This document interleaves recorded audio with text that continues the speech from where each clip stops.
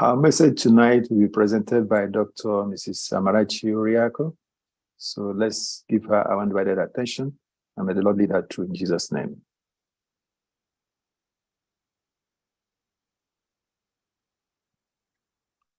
Amen.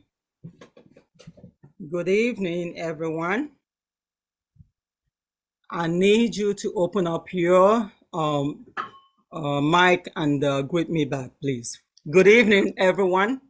Good evening. Okay, if I don't hear anything, I'll close this live. Then now we are done for tonight. Good evening, everyone. Good evening.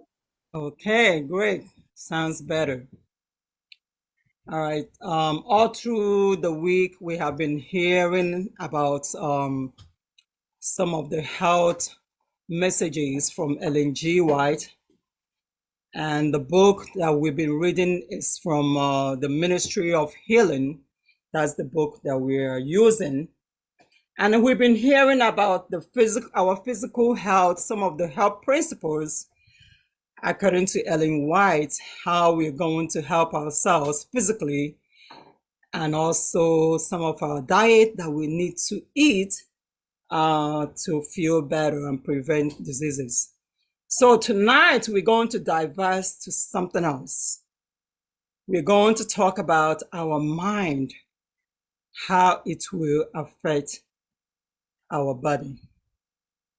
I know through the week we have been hearing about mental illness and its effect on our society. So tonight we're going to discuss about the mind cure. That's the topic, mind cure.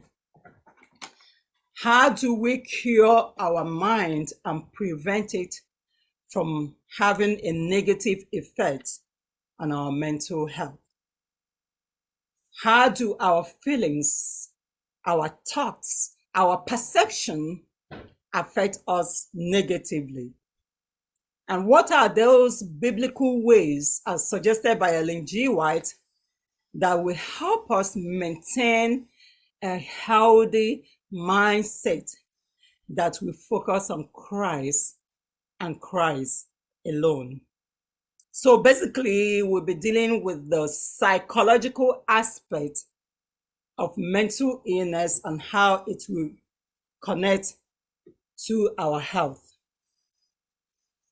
So reading from the Ministry of Healing, page 116, Ellen G. White stated that the relationship that exists between our mind and our body is very, very intimate. When something is intimate, that means it's very close. So when one is affected, when the mind is affected, the other, which is the body, sympathizes.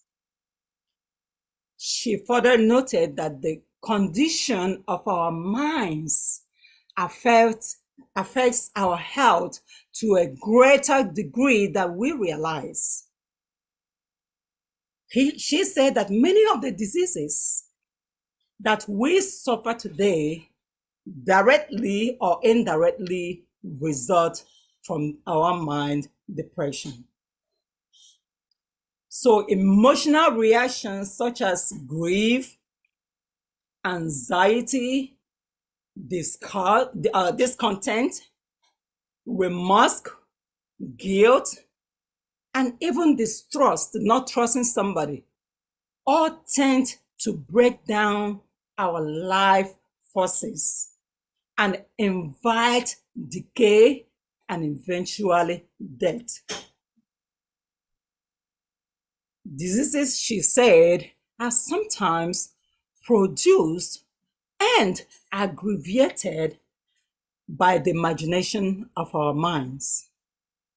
So that means the reverse is also possible only if we change our thought processes.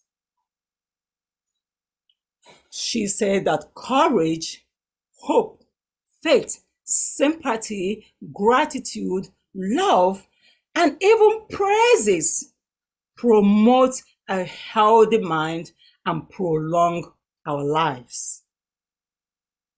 When rightly applied, mental influences is one of the most effective agencies for combating diseases. When you read from our Bible, Proverbs chapter 17, verse 22, it says that a contented mind and a cheerful spirit is health to the body and strength to the soul. A merry heart doeth good like medicine. So therefore, as healthcare workers, which I know most of us are, we are to encourage and educate our patients on the benefits of having a cheerful and contented mind, which goes a long way in their healing processes. We should discourage them from using hypnotism, which is where one person's mind is brought under the control of another's, because that's the most effective agency for inviting evil into one's mind or into one's life. It is not God's purpose that any human being should yield his mind and will to the control of another, thereby becoming a passive instrument in their hands. God desires to bring us into a direct relationship with him and not to be dependent upon men. We should encourage our patients to look towards God for healing and not on human beings for their healing of their bodies and souls. For he who made man's mind knows what it needs. It is not wise, I repeat, it is not wise to look at ourselves and study our emotion. For if we do this, the enemy will present difficulties and temptations that weakens our faith and destroy our courage. We must look away from ourselves to Jesus and resist melancholy and discontented thoughts and feelings. We should stay away and always be in the mood of prayer. Stay away from melancholy. Always be in the mood of prayer. It is the law of nature that our thoughts and feelings are encouraged and strengthened as we give them utterances. Why words express thought? It is also true that thoughts follow words. So be careful with the utterances that you speak. Be careful with the utterances that you speak against yourself. If we give more expression to our faith and rejoice more in the blessings that we know we have, then no tongue can express and no final mind can conceive the blessing that results from appreciating the goodness and love of God. Morning, noon, and night, let gratitude as a sweet perfume ascend to heaven. One of the surest hindrances to the recovering of the sick is centering attention upon ourselves and expecting sympathy and help from others when they need to turn attention away from themselves and think and care for others. Take away self. You are sick, so think about others. Replace it with something else. Do not dwell on self and expecting others to be sympathizing with you. Good deeds are twice a blessing, benefiting both the giver and the receiver of kindness.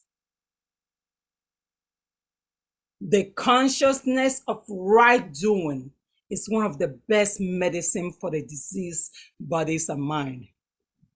When the mind is free and happy from a sense of duty well done and the satisfaction of giving happiness to others. My dear, the cheering and uplifting influences bring new life to the whole being. So now the question should be, how do we cure our minds when affected? So those whose diseases has been caused by the mind are best helped through the exercise of tender sympathy for others and tasks. The biblical mind cure principles include directing yourself and your patient to Christ and encouraging a positive frame of mind. Even psychology today promotes and speaks of positive thinking. Positive thinking always, which consists of both being authentic and fostering more and more positive mental health. The next thing we need to do is to recite the promises of the Bible. I cannot emphasize it enough. We need to be reciting the promises of the Bible at all times. For in every trial, God has provided help for us. When we seek Him honestly, our eyes will be open to discover the healing promises recorded in His words. In fact, the Holy Spirit will teach us on how to appropriate every blessing that will be an antidote to our griefs and diseases. It will be of your interest to write down this text that you may read and recite for yourself when you need the healing promises of the Bible. The first text is Psalms 34, verse 22. The second is Proverbs 14, verse 26. Isaiah 49, 14 to 16. Isaiah 41, verses 10. And Isaiah 46, 3 to 4. Just to name a few. So make it a point of duty to recite this text every day, if you can, to yourself and to your patients. Recite it and enter into communion with the Savior with them and receive a peace of mind that passes all understanding. Brethren, there is nothing more better than spending time with the Lord. The next thing you have to do is live in the present. Live in the present. Stop borrowing problems from an imagined future or wallowing in regret over the past. The past stays in the past. Move on with your life. Please. Wallowing in regret and thinking about the past will do you no good. In fact, it will change nothing. Nothing has been changed or recorded or researched than thinking about the past and wallowing in regret and thinking about what happened in the past. Nothing has been recorded that it has changed anything. If you find one, please prove me wrong. Live in the present. Last and not the least, above all else, the greatest healing principles is having a spirit of gratitude and praise. Nothing tends to promote the health of body and soul more than a spirit of gratitude and praise. We can educate our hearts and lips to speak the praises of God for His matchless love. When tempted, instead of giving utterances to your feelings, my dear, sing, sing, sing. Let us by faith lift up a song of thanksgiving to God. Singing is a weapon that can always be used against discouragement. It has been proven. For God answers the prayer of those who places themselves in the channel of his blessings. Finally, brethren, let us educate our souls to be hopeful and to abide in the light shining from the cross of Calvary.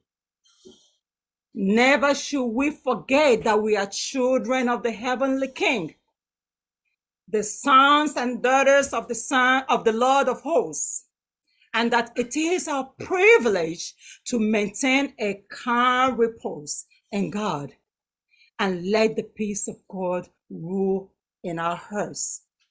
And more importantly, be ye always thankful in all things. May the Lord help us as we apply these principles in our heart. This is part 1 of the series. Tomorrow we will continue with the environmental factors of mental illness, how our environment can affect our mind. If you want to know, please make sure you come to church tomorrow. May the Lord bless.